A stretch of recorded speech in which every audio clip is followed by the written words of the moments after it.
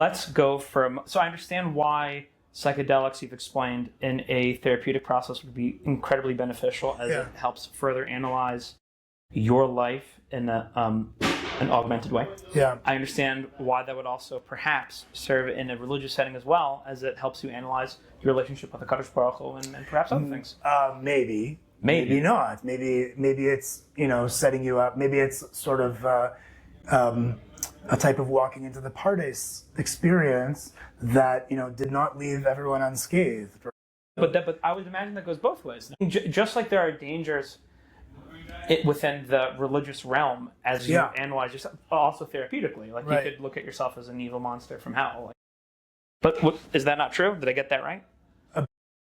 In the sense that whatever pluses and minuses there would be in the therapeutic process, I would imagine that you'd be able to mirror those things in a religious setting as well. I'm not advocating for, a B'nai Machshava Tova style chabura where people are, imbibing illegal things without support, etc.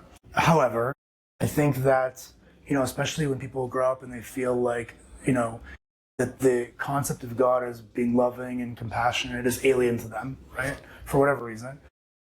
This would be an experiential way to potentially have a type of experience, right? People also on these substances have opposite experiences where, you did this thing wrong and God appears to you and you're always going to be, you're condemned for this thing. Shuvu banam shova. Right. Oh, I mean, chutz mi'acher.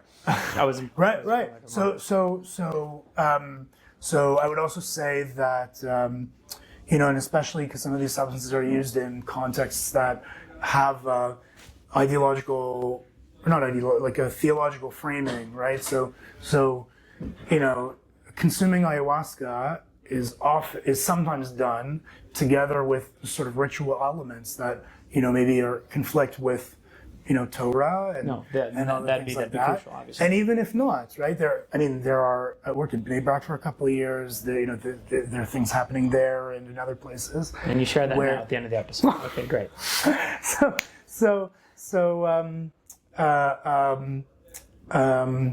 No. But you could, the same way that you can have a Purim experience that you come away from it and have a false insight, right? You feel like you're on cloud nine, right? And that Hashem really wants whatever from you, and it's something that's, like a Shabtai Tzvi Matir Isurim type of conclusion, right? Yeah. So I think one of the things that makes me passionate about being in this space, not only as a mental health professional, but also as a musmach, is that I think that there's a shlichus of, if these therapies are going to be accessible, right? If the market is going to have now new therapies where people are meeting God, so there should be an understanding of what are the needs of an observant Jew, right? I published a paper last year about what is the likelihood of people converting, to a different religion if they're a lifetime psychedelic user, right? And how does that differ from other life events, right? That might cause a person to convert. And so I think that what's really crucial is, like we did a couple decades ago when we sort of understood that CBT and other therapies need to be translated to different cultural frameworks, right, to make them tolerable by niche populations. Right.